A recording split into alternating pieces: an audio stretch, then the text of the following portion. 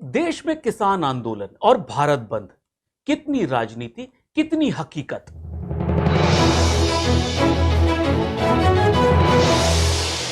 Times के सभी दर्शकों का हमारे खास कार्यक्रम खबरों का पंचनामा में स्वागत है। आज हम बात कर रहे हैं देश में चल रहे किसान आंदोलन के बारे में।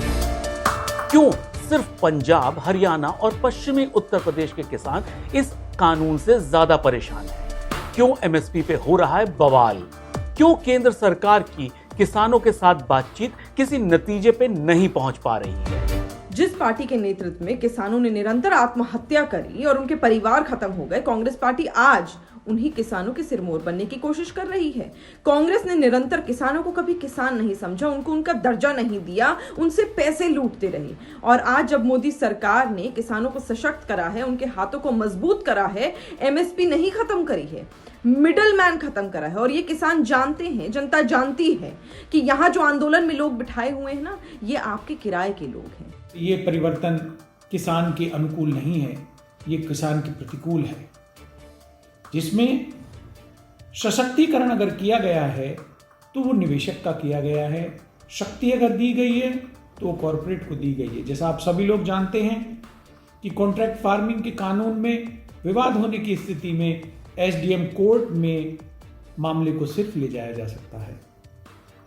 तो आप सभी लोग जानते हैं, एक तरफ कॉरपोरेट का वो बड़े व्यापारी होंगे जिनके पास महंगे लॉयर होंगे, अच्छी पहचान होगी, अच्छी पहुंच होगी। एक तरफ गरीब किसान होगा 10 बीघे की जुताई करने वाला, वो कहाँ इन लोगों के सामने टिक पाएगा? अभी तक देश में एक परंपरा सी चल रही थी कि स्टेटस को पे चलते रहो, अलग अलग स्टेक होल्डर्स को कोई लाभ दे दो और फिर उसके अनुसार इलेक्शन जीत लो और फिर उसके बाद जीतने के बाद कोई व्यापक बदलाव, आमूलचूल बदलाव, कोई रिफॉर्म्स किसी भी तरह के ना लाओ।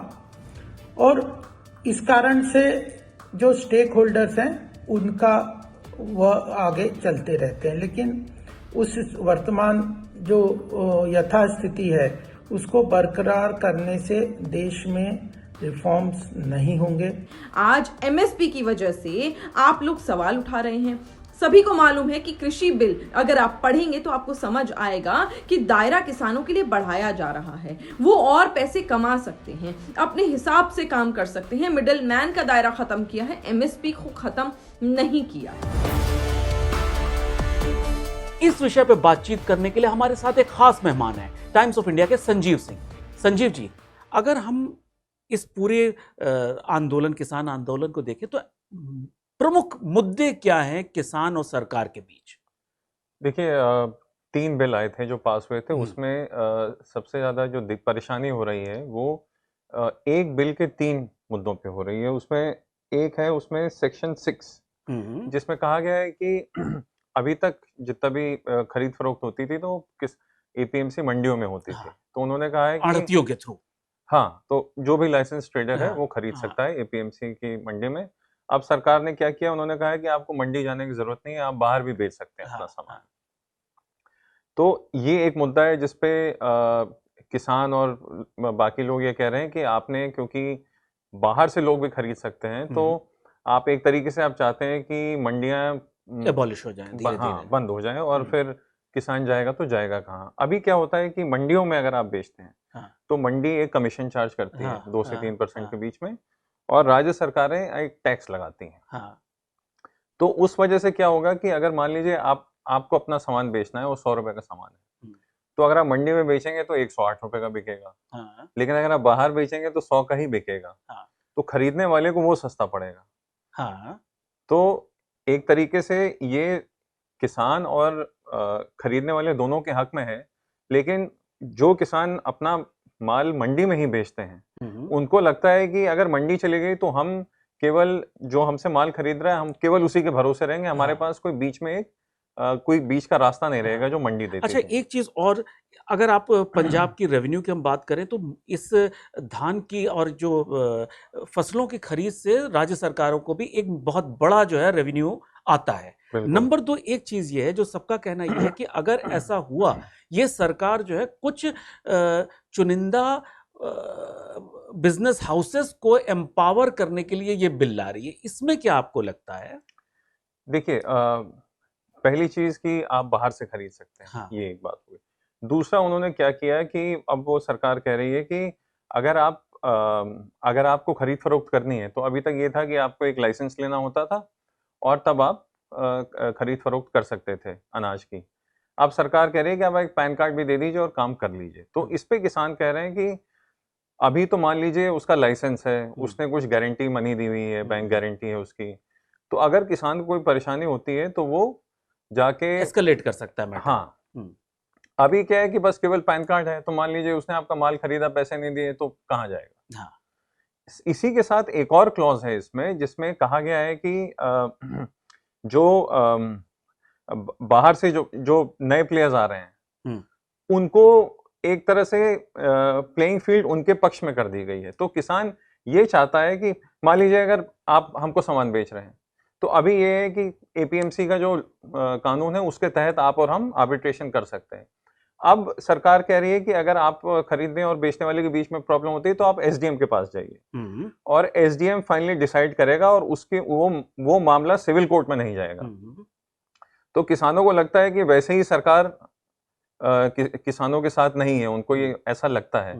तो अगर एसडीएम और जो माल खरीद रहा है वो एक हो गए तो वो कहाँ जाएंगे। अच्छा, इसमें संजीव जी एक बड़ी इंपॉर्टेंट चीज है कि अगर ये किसानों को लगता है सरकार हमारे साथ नहीं है, तो अगर आप किसानों की बात करें तो इस आंदोलन में सिर्फ पंजाब, हरियाणा और पश्चिमी उत्तर प्रदेश के किसान पूरे आंदोलन को लीड कर रहे हैं। ऐसा क्यों है? क्या ये सिर्फ इन्हीं तीनों क्षेत्र के लोग ही सबसे ज्यादा प्रभावित क्यों हैं? देखिए क्या है कि जो एमएसपी का पूरा गेम है, जो एमएसपी हमारे देश में केवल 23 क्रॉप्स पे मिलती है। हाँ। उसमें मुख्यतः जो खरीफ और रबी की क्रॉप्स होती हैं और उसमें ज्यादातर ऑलमोस्ट 90% प्रोक्योरमेंट जो होता है वो 3 से 5 राज्यों के बीच में होता है। उसमें पंजाब और हरियाणा मुख्य है। इसीलिए हम देख रहे हैं कि इस पूरी पहल में पंजाब और हरियाणा का जो किसान है वो सबसे आगे खड़ा हुआ है। एमएसपी वो क्यों बेचता है? एक तो अभी इस साल में सबसे ज्यादा अनाज भारत सरकार ने पंजाब से खरीदा है। तो आप सोचिए कि अभी जो पंजाब का किसान है उसने अपना माल सरकार को बेचा है, अपनी फसल लगा के वो आ गया है क्योंकि उसको लगता है कि अगले साल मुझे एमएसपी नहीं मिलेगा। जबकि सरकार ये कह रही है कि आप एमएसपी के भरोसे क्यों हो, आप ओपन मार्केट में आओ, उनको भी बेच दो। तो उनको लगता है कि अगर एमएसपी व्यवस्था हट गई तो हम फिर किसी के भरोसे नहीं रहेंगे। ये मेन प्रॉब्लम हो रही है और पूरा खेल एमएसपी का है। तो जब 90% प्रोक्योरमेंट इन्हीं 4-5 राज्यों से होना है तो जाहिर है कि यही लोग ज्यादा खड़े होंगे। अच्छा, एक चीज और भी, एक सरकार का कहना, अभी 2 दिन पहले प्रधानमंत्री ने एक बात कही कि हम पिछले शताब्दी के कानून के साथ नए भारत का निर्माण नहीं कर सकते। एमएसपी एक ऑब्सोलीट टाइप की व्यवस्था है, हमें एक नए सिस्टम में जाना है। तो इस पे किसान या विरोधी दल क्यों नहीं एग्री कर रहे हैं? देखिए उसमें 2 धड़े हैं। ये 1960s से ये एमएसपी की प्रथा चली आ रही है और जो व्यवस्था चल रही है उसमें जो हम चेंजेस लाना चाह रहे हैं वो कई कोशिशें हो चुकी हैं पर वो सक्सेसफुल नहीं रही। जैसे मध्य प्रदेश ने भावांतर स्कीम लाई थी कि अगर रेट गिरता है तो हम आपकी मदद करेंगे, पर वो स्कीम उतनी सक्सेसफुल नहीं रही, किसान फिर भी नाराज रहा। 2018 में हमने देखा था कि चुनाव में कैसे किसान एकजुट हो गया था, तो कुछ समय के लिए कांग्रेस की सरकार आ गई थी। अगर हमें एमएसपी सरकार, अब जो सरकार ये चाह रही है कि जैसे जब कोविड हुआ तो उन्होंने एग्जिस्टिंग एपीएमसी के जो कानून थे वो बंद कर दिए और किसानों को कहा कि आपको जहां माल बेचना है बेच दीजिए, क्योंकि अगर सारे किसान मंडी में पहुंच जाएंगे तो कोविड फैल सकता था। तो जब ये व्यवस्था चलनी शुरू हो गई तो सरकार को लगा कि ये व्यवस्था क्यों नहीं और एक्सटेंड कर दी जाए और किसान फ्री हो जाए अपना माल बेचने के लिए। लेकिन क्योंकि ये समय ओपन इकोनॉमी का है और खुली बाजार व्यवस्था और वैसे भी अगर आप 90% जो किसान उगाता है हमारे देश में वो प्राइवेट प्लेयर ही डायरेक्टली खरीदता है, केवल 10% ये एमएसपी और मंडियों के माध्यम से जाता है। तो ऐसा कोई इतना बड़ा भूचाल या इतना बड़ा क्रांतिकारी कोई कानून सरकार नहीं ला रही है, वो बस एक रेगुलेटरी फ्रेमवर्क बनाने की दिशा में काम कर रही है कि अगर आप प्राइवेट प्लेयर हैं, अगर मान लीजिए मैं फूड प्रोसेसर, मेरा फूड प्रोसेसिंग यूनिट, तो अभी मुझे आड़ती के थ्रू जाना पड़ेगा जो एपीएमसी में लाइसेंस्ड है, मैं सामान उसी के थ्रू ले सकता हूँ। सरकार एक फ्रेमवर्क बना के दे रही है कि मैं ही खुद जाके किसान से डायरेक्टली खरीद लें। हाँ, मतलब कि अगर मैं आलू के चिप्स बनाने वाला आदमी हूं तो मैं जी। सीधे जाके किसान से आलू खरीद सकता हूं, मुझे किसी मीडियम की जरूरत नहीं है। अच्छा, दर्शकों की सुविधा के लिए हम एक चीज बता दें, एमएसपी जो है, मिनिमम सपोर्ट प्राइस जो है, ये सरकार निर्धारित करती है चुनिंदा खाद्यान्न के ऊपर कि इससे नीचे जो है सरकार प्रोक्योरमेंट नहीं करेगी। लेकिन उसमें भी बहुत सारी चीजें, संजीव जी, जो कहा जाता है कि उनको कह तो दिया जाता है कि तुम्हारा इतना बिल हुआ, लेकिन एक एक साल तक पेमेंट नहीं होते, उसमें भी किसान परेशान रहते हैं। वेस्टर्न यूपी में खासकर सुनने में आता रहता है कि गन्ने के दाम नहीं मिलते हैं उनको, बहुत बहुत लंबे लंबे समय तक जो है उनको इंतजार करना पड़ता है। देखिए, यही चीज है कि आप जो भी किसान जो भी उगा रहा है, तो किसान को सबसे पहले और अवेयर होने की जरूरत है। हाँ। कि अगर इस होता क्या है, अब मान लीजिए कि इस साल अगर प्याज का रेट बढ़ गया, तो किसान क्या करेगा कि वो फिर ज्यादा प्याज उगाएगा कि मैं इस साल ज्यादा बोता हूँ, और उससे क्या होता है, अगले साल रेट डाउन हो जाता है। तो वैसे वो नुकसान, तो उनको अवेयरनेस और उनको बताने की जरूरत है कि आप जितना भी अपने क्रॉप्स को डाइवर्सिफाई करोगे, आप केवल अपने आप को धान या पैडी या वीट में मत रिस्ट्रिक्ट करो। तो वही हो ही रहा है कि अब पंजाब हरियाणा में इतना ज्यादा चावल और गेहूं की खेती हो जाती है कि वो एफसीआई के गोदामों में सड़ रहे होते हैं, और देश में दालों की कमी होती है। क्योंकि बिल्कुल सही कहा आपने, क्योंकि अभी क्या है कि सरकार क्यों खरीदे आपका सामान? भाई, अगर उनको जरूरत नहीं है तो उनको एक बफर स्टॉक रखना है, तो आप बफर स्टॉक तक ही रखिए, बाकी सामान मार्केट के ऊपर आप रहने दीजिए। लेकिन किसान चाहता है कि हम जितना बना रहे हैं सारा सरकार ही हमसे खरीदे, तो ये कब तक चलेगा? तो कहीं ना कहीं बीच में किसानों को भी और सरकार को भी एक बीच का रास्ता खोजना पड़ेगा, जहां वो किसानों को समझाएं कि आपको डाइवर्सिफाई करना ही है। अभी पंजाब और हरियाणा में ये स्थिति है कि 20-25 साल बाद वहां पानी नहीं होगा। हाँ, क्योंकि चावल के लिए बहुत ज्यादा पानी की जरूरत होता है और ग्राउंड लेवल वाटर का लेवल नीचे चलता चला जा रहा है। अगर कोई उनको बताए कि अभी तो आप खेती कर रहे हो, आप 10 साल बाद आपके पास पानी ही नहीं होगा, ग्राउंड वाटर ही नहीं आपके बच्चे क्या खेती कर पाएंगे? तो ये चीजें उनको समझाने की जरूरत है।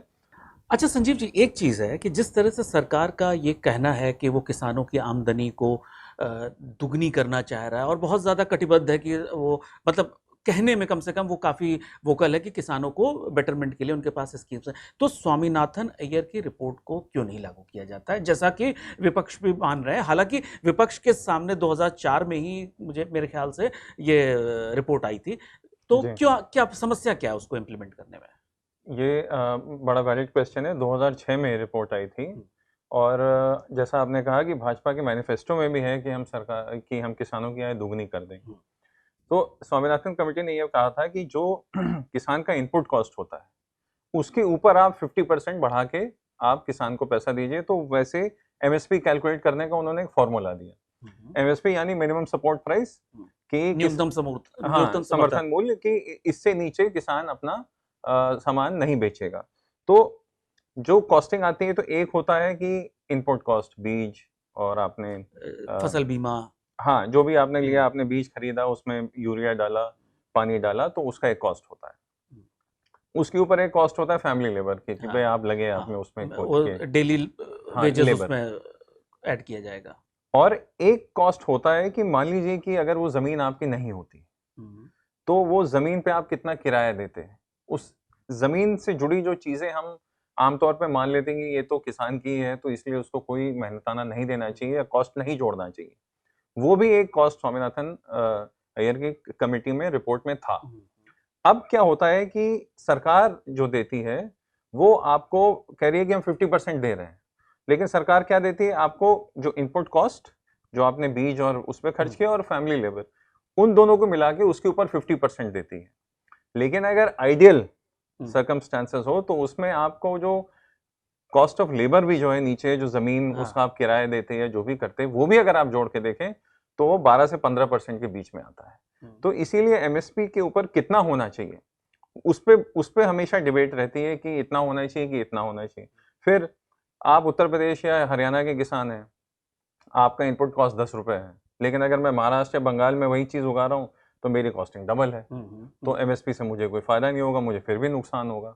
तो ये कई सारे मुद्दे हैं जिन पे अभी भी कोई क्लैरिटी नहीं है, और इसी वजह से हम देखते हैं कि पक्ष विपक्ष, किसान, सरकार आपस में ये अवरोध बना रहता है। एक चीज संजीव जी, अगर हम लोग ऐसा कहें कि कहीं ना कहीं जो सरकार की सब्जेक्ट को लेके जो हैंडलिंग होती है, जो भी बिल आते हैं उस पर कुछ ना कुछ काफ़ी आंदोलन शुरू हो जाते हैं और मिसअंडरस्टैंडिंग होती है। क्या सरकार अपने बिल्स को लाने में या उसे एक्सप्लेन करने में कहीं ना कहीं विफल रहती है या जानबूझ के ऐसा करती है? बड़ा ही पेचीदा सवाल है। देखिए, जो बिल है, अगर हम फार्मर्स बिल की बात करें तो ओवरऑल बड़ा अच्छा बिल है। अगर उसमें 10 चीजें हैं जो अलग हैं तो उसमें 7 या 8 अच्छी चीजें हैं, लेकिन हम फोकस उन्हीं 2 चीज पे है जो खराब है। ठीक है, इनको भी ठीक करना चाहिए। तो उसके 2 तरीके हैं, या तो अभी आप भाजपा सत्ता में कोई एक किसी भी एक राज्य को ले ले और वहां पे इम्प्लीमेंट करके दिखा दे कि जैसे गुजरात मॉडल था जो मोदी जी ने करके दिखाया, फिर 2014 में प्रधानमंत्री बन गए, तो आप वैसे कर दीजिए तो किसान वैसे ही कन्विंस हो जाएगा। या फिर आप स्टेट से बात करिए और बोलिए देखिए ये प्लान है, ठीक है, अगर लोग मंडी के बाहर बेच रहे हैं तो आपको नुकसान हो रहा है, वो मैं उसको कहीं से कवर कर दूंगा, उसकी भरपाई कर दूंगा, जीएसटी में एक्स्ट्रा दे दूंगा आपको, लेकिन ये हमको करना है। क्योंकि अगर हम ये नहीं करेंगे और किसान अपने क्रॉप्स को डाइवर्सिफाई नहीं करेगा तो ये जो पूरा एमएसपी का मुद्दा है वो उसी के भरोसे रहेगा और 20 साल बाद वो उसके पास कुछ काम ही नहीं बचेगा। मतलब ये कहना भी ठीक रहेगा कि सरकार को कहीं ना कहीं अपनी नीतियों को इम्प्लीमेंट करने में थोड़ा सा समझदारी दिखाने की जरूरत है। देखिए, फेडरल स्ट्रक्चर है और इसमें आपस में मिल के बात करके ही कानून पेश किए जाते हैं और पास किए जाते हैं। उसमें अगर अब ये हो गया है जब से जैसे सीएए एनआरसी बिल आया कि हर आदमी को सरकार की नीयत में खोट दिखता है, तो अगर ये इंप्रेशन बन गया है तो इसमें सरकार को विपक्षी दलों से बात कर लेनी चाहिए थी पहले ही कि हम ये बिल ला रहे हैं, आप अपना इनपुट दे दीजिए और बैठ के मसला सुलझा देते। लेकिन संजीव जी, हो ये भी सकता है कि सरकार जो है इस तरह के उससे अपना राजनीतिक लाभ भी लेती हो। तो आप हमारे स्टूडियो में आए, आपका बहुत बहुत धन्यवाद। तो आज के लिए सिर्फ इतना ही। इंतजार करिए खबरों के पंचनामा के अगले एपिसोड का, क्योंकि यहां हम रखते हैं हर खबर पे पैनी नजर। नमस्कार।